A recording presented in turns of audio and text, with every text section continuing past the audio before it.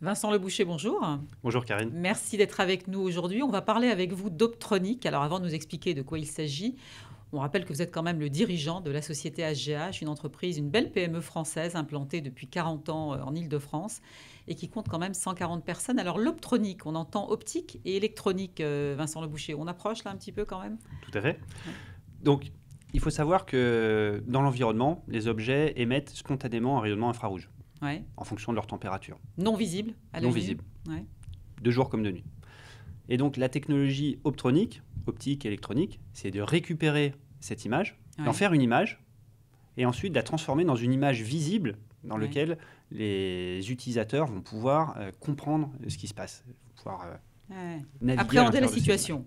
Tout à fait. Alors, il y a 40 ans, quand l'entreprise se crée, HGH, quelle était l'idée? Comment a démarré l'histoire et comment leur est venue l'idée?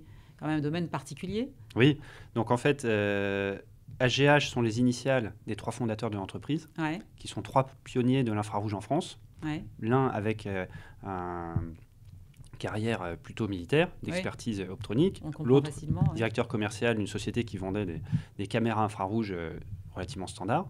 Ouais, Ils ont réalisé le potentiel phénoménal que représentaient les applications infrarouges, mais qui n'étaient pas adressables par les technos standards. Donc Ouais. il fallait développer de nouveaux produits. Ouais, à une époque où Internet n'existe pas et où les logiciels ne sont pas non plus aussi développés qu'aujourd'hui. Oui, tout à fait. C'était. Et donc, il a fallu identifier des niches applicatives Ouais. sur lesquelles un nouveau produit pouvait résoudre un problème majeur pour les clients. Et donc, c'est comme ça que se sont constituées les différentes lignes de produits catalogue de la société HGH. Alors vous arrivez il y a une vingtaine d'années dans l'entreprise, ingénieur de formation, et vous amenez évidemment votre corde à cet arc, puisque vous développez une ligne de logiciels que vous appelez Spinel. S-P-Y-N-E-L, c'est ça? Oui, alors c'est même plus qu'un logiciel. Le logiciel s'appelle Cyclope et la caméra associée à ce logiciel s'appelle Spinel. Ouais. Et donc cette technologie, Qu'est-ce qu'elle va amener de plus? c'est en fait l'association de la technologie de caméra infrarouge Ouais, avec la vision panoramique. d'accord. C'est une sorte de radar optronique Ouais, qui regarde sur 360 degrés en permanence et qui vous donne une vidéo sur 360 degrés. Donc Ouais. au-delà de la détection des objets, vous êtes capable de comprendre ce qui se passe puisque vous les voyez. Donc vous Ouais. voyez si c'est une voiture, vous voyez si c'est un piéton, vous voyez si c'est un navire. Et la technologie Spinel est capable de détecter très très loin, c'est très performant parce que vous détectez un piéton à 8 km, un navire Ouais. à 50 km. Donc avec une seule caméra, vous avez une couverture de zone qui est gigantesque. Alors, en dehors des applications militaires qu'on peut comprendre, vous qui vous adressez plutôt aux civils, ça va toucher qui et ça sert à quoi précisément dans la vraie vie? Alors ça sert effectivement à protéger des sites sensibles. Ouais, Donc on pense en particulier à des applications pour protéger des sites industriels. ouais, Je vais vous donner un exemple, la protection d'une plateforme offshore en pleine mer. ouais.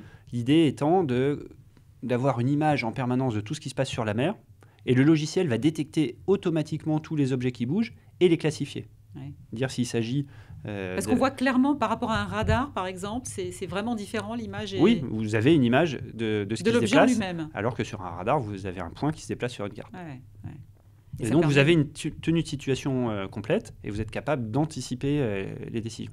Et la solution, en fait, est une solution très ergonomique Ouais. qui permet de naviguer à l'intérieur de ces images. C'est facile à utiliser. C'est très facile à utiliser.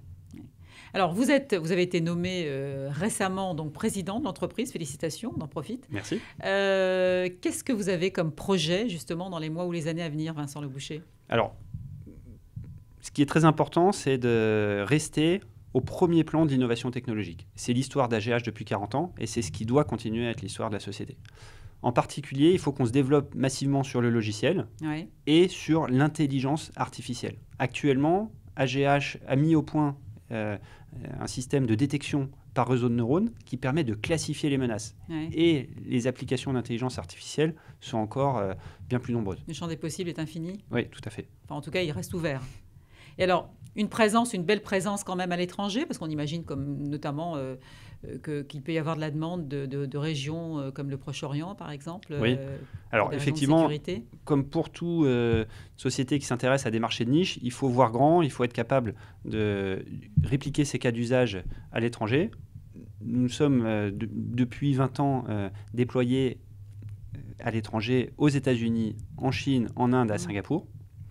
Et prochainement, nous voulons nous implanter au Moyen-Orient, parce que nous avons eu plusieurs succès commerciaux majeurs récemment, et on sent que là encore, il y a un potentiel d'expansion qui est très important. Et c'est totalement justifié compte tenu des problèmes de sécurité. Alors quand on arrive à s'implanter aux États-Unis et en Chine, ça veut dire qu'on est plutôt bon en France quand même sur ce secteur. Oui, en France, on est bon grâce notamment à des formations d'ingénieurs de qualité. Je pense en particulier à la formation offerte par l'École supérieure d'optique et la présence d'acteurs majeurs, des grands groupes comme Safran, Thales, qui tirent la technologie vers le haut.